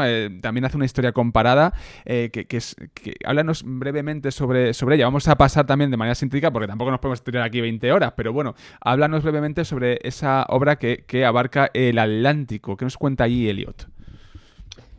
Bueno, claro, la obra de Conde ya estaba consolidado como uno de los grandes investigadores, estamos hablando ya de las grandes universidades, y la obra de Conde de Olivares lo único que va a hacer es ya consolidarle como el gran hispanista dentro del periodo del siglo XVII y es realmente ser maestro de hispanistas. Va a abrir el camino pues, a historiadores que incluso fueron pupilos suyos. Pensemos que Geoffrey Parker bebe directamente de él, es decir, su alumno. Y en un momento determinado también puede cambiar de centros y estos centros le permiten dedicarse a la investigación, incluso ya centros que estaríamos hablando de Estados Unidos, hacer cursos, dirigir instituciones dentro de Estados Unidos que permiten pues, centrarse en una historia ya de carácter atlántico que siempre había interesado. El propio John Eliot lo reconoce en sus primeros trabajos, no sabía demasiado de México, no sabía demasiado de Perú, no sabía demasiado de esta otra parte del Imperio Español. Y a partir de estas décadas empieza a interesarse por el Atlántico, empieza a interesarse por estos otros territorios y lo va a hacer muchas veces desde una perspectiva comparada que siempre le pareció extremadamente útil. Claro, tenía otro gran modelo, que era el modelo británico, era el modelo inglés, posteriormente el modelo británico de imperio, y va a empezar a hacer pues, estudios analizando en el Viejo y el Nuevo Mundo. Este libro es un poco más antiguo, pero luego te estaría Imperios del Mundo Atlántico. Va a empezar a comparar cómo trabajó, cómo se construyeron esos grandes imperios, cuáles fueron sus estrategias, cómo son esas formas de gobierno, porque en el fondo una de las grandes preocupaciones que tiene John Eliot ya desde el principio es ese discurso entre centro y periferia y cómo se organizaban estas monarquías. Superar los discursos tradicionales que ya en ese momento realmente estaban quedando bastante anquilosados, ese predominio español que, por ejemplo, en Italia se había interpretado como una tiranía y decir, no, si es que dentro del modelo de la monarquía hispana nos encontramos un modelo que va a llamar monarquías compuestas, en el que cada uno de los territorios va salvaguardando su propia autonomía, si sobreviven como centros creativos, es decir, hablar de periferia como centro, una periferia, realmente había muchos centros creativos y en América aún más, porque nos vamos a encontrar en unas cortes donde hay un océano de por medio y no podían estar dependiendo de las instrucciones de Madrid, al contrario, estábamos comentando antes la figura de virrey, ese alter ego de rey. Es decir, es como si el rey estuviese en el territorio y tiene una autonomía, tiene tiene una autonomía en muchos casos pues prácticamente total. Pensemos también que desde las cortes que hay en México, desde las que hay en Perú, no solamente se está mandando, como muchas veces nos ha presentado, metal precioso a Europa para alimentar a maquinaria de guerra y a política imperial. Este es un discurso muy antiguo, la política imperial de los Austrias, que sacrificaron cualquier tipo de Cuidado, que progreso económico. te metes en un charco. No, no, yo lo que quiero decir es que pensemos que estamos Sí. ahora está, por ejemplo, muy en boga de hablar de la primera mundialización. Es que en efecto, de México conectaban con Manila y de Manila conectaban con China y se estaba abriendo una economía global al que México realmente era uno de los cordones umbilicales. La política con Filipinas no se hacía en Madrid. Quien articulaba buena parte de toda esa política, y la política de Filipinas era la de China también, era la de Japón, en Asia, se articulaba directamente desde la Corte de México. Cuando deciden mandar una embajada a China, la cortan en México, porque tienen la autonomía y tienen la capacidad de hacerlo, y todo se controla desde allí. Y el metal precioso, muy bien, iba hacia la monarquía española, pero también iba hacia Filipinas, y de Filipinas terminaba en China. Y pensemos que China es el gran consumidor a nivel mundial de plata. Es decir, allí terminaba, la economía china terminaba dependiendo totalmente o bien de la plata de Japón y posteriormente de la plata que venía desde México. Y esto lo que alimenta es una economía mundo que tiene uno de sus puntos fundamentales, pues la corte española en México. En este sentido, este modelo, que ahora está viviendo una revisión total, se contrapone al otro modelo, que es un modelo inglés, que se instaló en unos territorios con unas particularidades muy concretas, muy difíciles en muchos casos. Pensemos en Mayflower, pensemos en el día de acción, el día de Thanksgiving y los peregrinos. Estaban hablando de unas circunstancias muy difíciles y un modelo y un tipo de, el término colonización no me gusta, pero un tipo de asentamientos que son muy diferentes, pero que en el fondo llevan un estudio comparativo muy interesante, que es algo que se centró John Elliot. Realmente John Elliot va a hacer, por ejemplo, en este último libro de Imperios del Mundo Atlántico, hace una comparativa y va presentando a los conquistadores, la personalidad, cómo gobernaban y cómo en muchos casos daban soluciones a problemas parecidos, no exactamente iguales, porque los imperios no eran iguales, pero cómo estaban totalmente condicionados en muchos casos, por el propio espíritu de cada uno, las propias prácticas de cada uno de los países, pero también por las prácticas de otro. Es decir, hay una influencia constante y van bebiendo de una parte y de otra. Metodológicamente es muy enriquecedor para la historiografía y anima mucho a continuar con este método comparativo. Es decir, este método comparativo realmente tiene unas enormes posibilidades. Madre mía, Eliot sigue trabajando, parece un historiador total, es decir, la obra de la manera que escribe, la manera que investiga, la manera, el pozo crítico, ese amplio abanico, las aristas de la historia.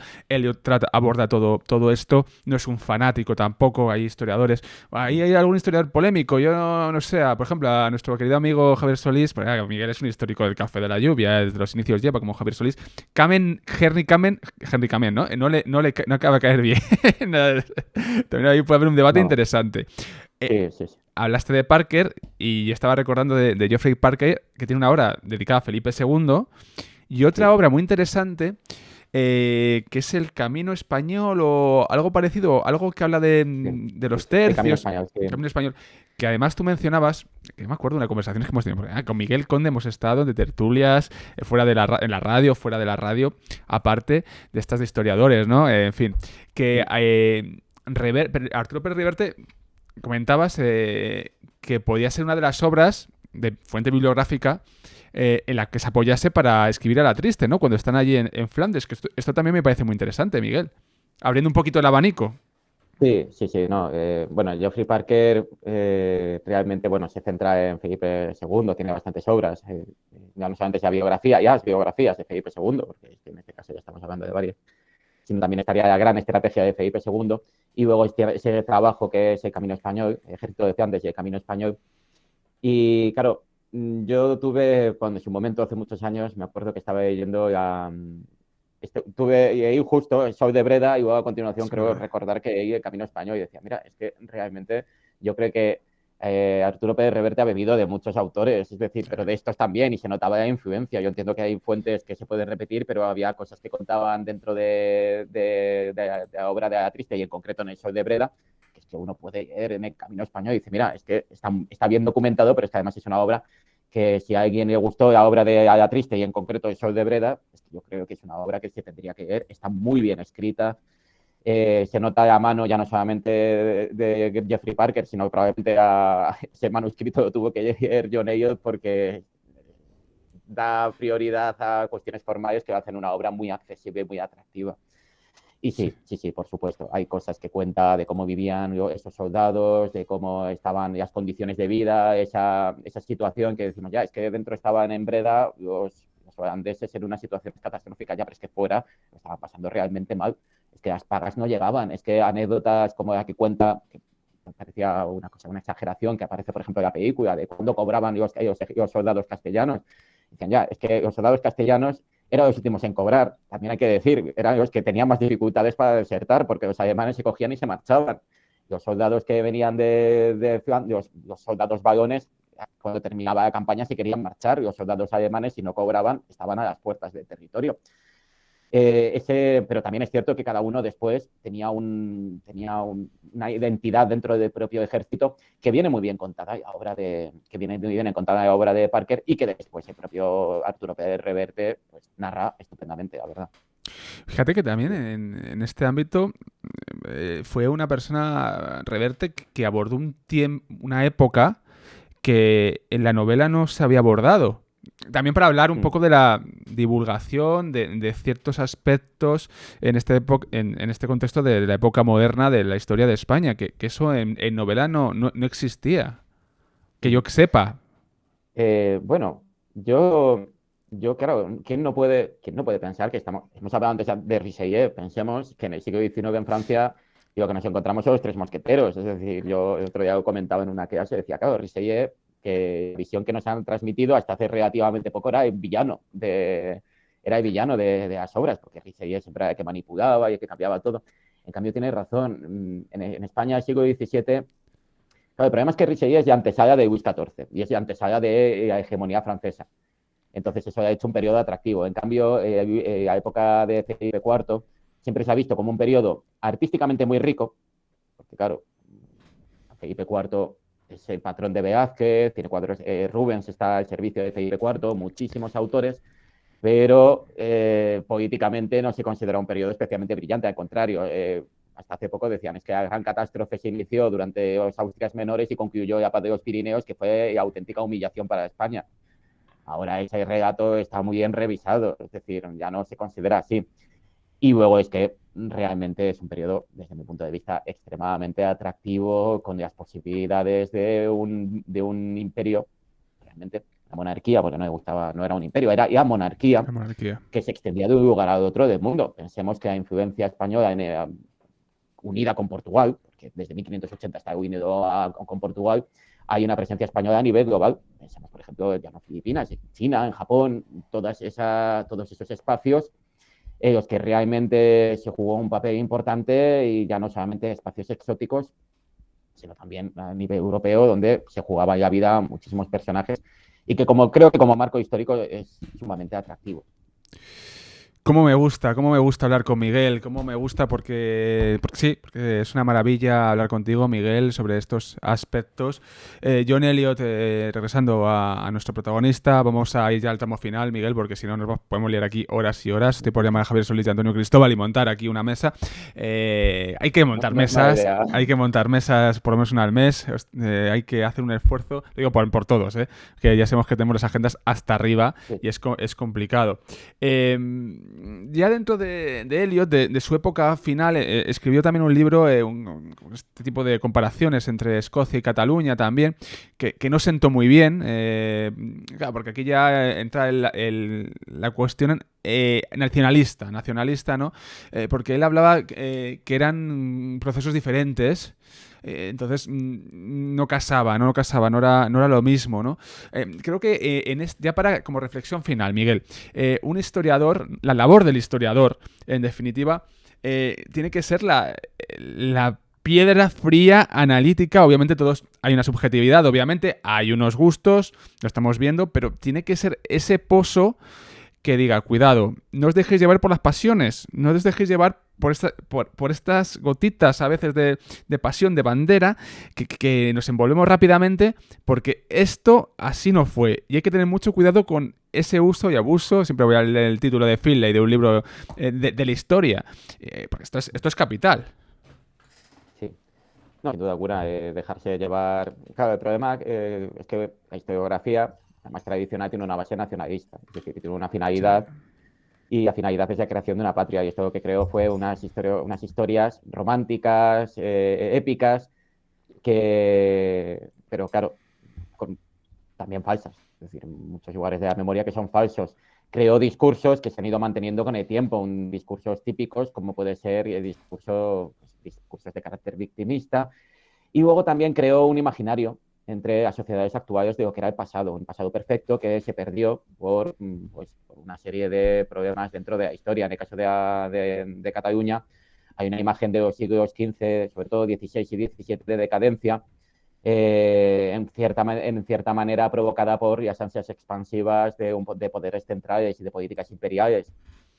Mm, Aquí viene uno de los problemas, que es crear proyectos políticos actuales basándonos en ideas pasadas y sobre todo animar a la gente pues eso, sobre pasiones que a veces no se sustentan en una base real. Porque además esto pone a los historiadores en una picota. Es decir, pone a los historiadores en decir, mira, vamos a situarnos y nos vamos a poner, vamos a aceptar ese discurso y lo vamos a desarrollar. Entonces, te estás posicionando y realmente estás haciendo un proyecto político, no estás haciendo historia. Lo que puedes hacer muchas veces es, vamos a mostrar un juicio analítico, vamos a pensar que no tenemos que basar nuestras sociedades, ni mucho menos en lo que ocurría cientos de años, y tenemos que ser críticos y pensar que ni todos eran buenos y ni otros eran malos, ni unos estaban buscando la perdición de los otros. El problema también es cierto, y esto yo creo que también lo tuvo que vivir, bueno, lo vivió Elliot, porque escribió muchos artículos en los últimos años en su vida, que los acontecimientos que ocurrieron, por ejemplo, en Cataluña durante los últimos años, han obligado claramente a posicionarse y sobre todo a hacer declaraciones públicas de decir, mira, vamos a tener sentido común. Que es que parece una obviedad, pero es que tengan que hacer ese tipo de llamamientos y que tengan que escribir ese tipo de artículos ya dice mucho de en qué momento estamos y cómo la política sigue metiendo mano, la política y cómo se sigue movilizando a la población aprovechándose de la historia. Y como hay una parte de la historia, y esto también hay que hacérselo ver, que sigue manteniendo discursos que diciendo esto es aceptable, de hecho esto es lo que se tiene que hacer. Es como, bueno, hasta cierto punto puedes mantener una serie de ideas, pero cuando haces historia, lo que tienes que mostrar es una historia real, tienes que contar lo que de verdad ocurrió, no lo que a ti te conviene contar. Y si lo haces, tener en cuenta que te tendría que colocar en la sección de ficción y no en la sección de ensayos históricos y ya está, o sea, es que es tan sencillo. Madre mía, es que no es tan difícil, de verdad, no es tan difícil y... Yo alucino, Miguel, muchas veces cuando veo incluso gente a ver, que tiene la licenciatura o el grado ahora o lo que sea y hace algunas afirmaciones que te pone la piel, los pelos como escarpias. Es increíble. Y también en los medios de comunicación, lo hemos hablado en muchas ocasiones, y seguiremos dando aquí la tabarra en el Café de la Lluvia. No hay historiadores, no llaman a historiadores, y eso es, para analizar incluso la actualidad, a veces es necesario. Fíjate, tuvimos a Javier Solís, que nuestro querido amigo, que nos habló acerca de las relaciones históricas entre Rusia y Ucrania. Ese contexto previo, ¿no?, a lo que estamos pasando hoy, lamentablemente. Entonces, hace falta esa mirada de los historiadores, porque es que si no, no llegamos a ningún puerto.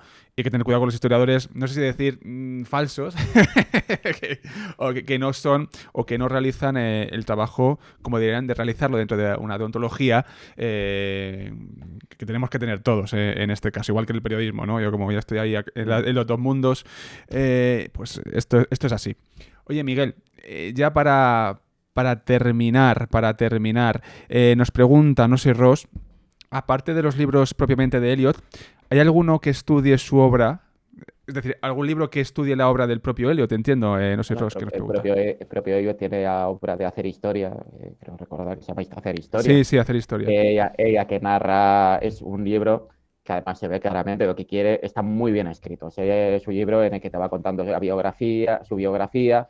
Curiosamente se trata su niñez, esto la niñez ya cuenta en otras entrevistas, pero pues como sobre todo lo que intenta explicar en la primera parte es la fascinación, ¿no?, por España y es muy interesante, es muy atractivo, te cuentan muchísimas anécdotas y luego va paso por paso desgranando pues la situación entre los problemas historiográficos de España y Cataluña y las ideas que desarrolló con otros historiadores, con Königsberg, sobre las monarquías compuestas. Es decir, nos encontramos una obra que es bastante recomendable y sobre todo, yo casi me atrevería a decir que es una lectura muy sencilla, en el sentido de no es un libro que tengas que estudiar y no es una lectura académica, es una lectura que yo siempre lo digo en un autobús o en un metro, eso fácilmente se puede leer porque es muy amable de leer. En ese sentido, yo recomendaría esa obra. Luego, por otra parte, han hecho tributos, y supongo que harán ahora varios, a John Eliot, y donde hablan de su figura y donde además suelen hacer una recopilación de ensayos tratando temas que a él interesaban, en los que participan pues, historiadores españoles, historiadores ingleses. En general, John Eliot es un historiador que yo creo que podríamos decir tiene cariño de todos. Es decir, en general tenemos esa conciencia general de que hizo un gran trabajo y que ha sido el maestro de maestros, ya no solamente para los hispanistas, este término además no le gustaba demasiado por lo que parece, sino también para los españoles. Esto, para la renovación que ha vivido la historiografía española fue vital y lo sigo diciendo, es que el Conde Duque de Olivares, esa biografía perfecta, sigue siendo el referente, yo creo que para la mayor parte de los historiadores de hoy en día o para una parte muy importante. Y puedes preguntárselo a todos los compañeros de nuestra generación que los que trabajen en historia moderna siempre lo van a poner como una de las grandes biografías, sino la gran biografía de la Edad Moderna. En todo, no solamente de España, sino en general. Y bueno, ya cerramos el tema Eliot, Miguel, pero sí me gustaría simplemente mencionarlo. Ya abordaremos en otro programa esto que voy a comentar ahora, pero es la publicación de un libro escrito por Miguel Condepazos. Entonces, ese libro que acaba de salir, háblanos, haznos ahí la promoción del libro. Háblanos de ese libro, brevemente. Que ya lo abordaremos, pero... Lo tengo justo aquí.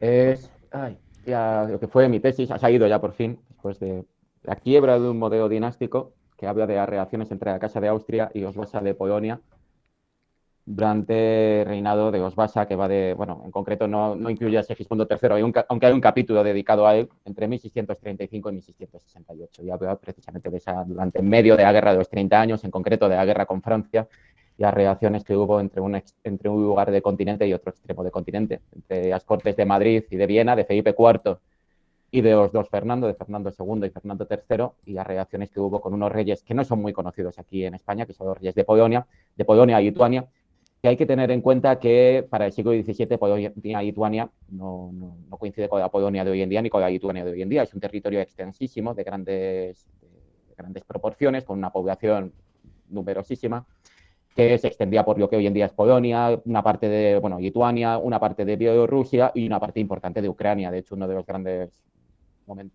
grandes problemáticas que tiene Ucrania nace en este momento que nosotros estudiamos, porque es el territorio de los cosacos. Y en este libro lo que hablo es cómo pues, la monarquía, sobre todo desde Madrid, también desde Viena, pero con ciertos receos, intentaron movilizar a los Vasa y los movilizaron en sus grandes estrategias y en sus grandes planes. Antes os he dicho los intentos del conde duque de Olivares de levantar una flota en el Báltico.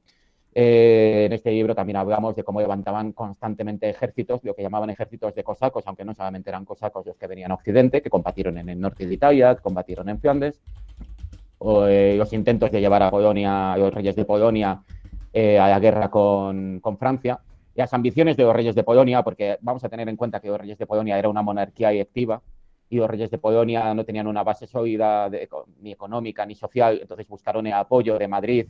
Por ejemplo, los hermanos de los reyes buscaron aquí cargos, buscaron el mando de ejércitos, y como incluso esto fue aprovechado por Madrid para reclutar ejércitos, e incluso el secuestro de la prisión de uno de los hermanos cuando venía hacia España, que fue encerrado por el cardenal Richelieu, y esto como lleva a una negociación para llevar un gran ejército hacia Francia, hacia el norte de Italia, e incluso se pensó en llevar un ejército a reclutar tropas polacas para combatir aquí en Cataluña. Y bueno, y luego la Gran Guerra del Norte, que sería la segunda parte, porque pensemos que tras la paz de Westfalia, mientras España sigue en guerra con Francia, en la zona de este de Europa estalla una guerra de grandes proporciones, que es la Segunda Guerra del Norte, en la que Polonia y Lituania es invadida por Moscovia, es invadida por Suecia, es invadida por todos sus vecinos y cómo realmente al final desde Madrid se veía esa guerra como un conflicto común. Es decir, decían, nosotros estamos codos por datos y estamos en una causa común en contra de nuestros enemigos y cómo son las alianzas, las estrategias de ese periodo. Bueno, Eh, bueno. Bueno, Me bueno, gustaría bueno. otro día hablamos, pero Sí, vamos, no, yo no, no. He encantado. compartido ahora mismo en el chat de Twitch el enlace a través del Yulce, la página del instituto, Muchas para gracias. que la gente pueda ojear una síntesis y ahí tiene también el libro. Bueno, Miguel, muchísimas gracias por estar con nosotros hoy en el Café de la Lluvia. Hemos aprendido mucho, hemos visto ese perfil de Elliot, cómo trataba la historia. Obviamente había que hablar del contexto histórico principal que él abordó, del Conde Duque de Olivares, que no puede ser de otra manera, de ese Velázquez, de ese cuadro, que es apasionante, de verdad, que la historia de Elliot es apasionante. Muchísimas gracias, cuídate mucho, amigo, y vamos hablando para Gracias a ti. nuevas cosas, que ya nos están viendo en el chat también mesas, cuidado. Perfecto, yo encantado. Cuando hagamos una mesa yo me uno. Un abrazo, Que amigo, me alegra cuídate. mucho. Hasta luego, Miguel. Hasta luego.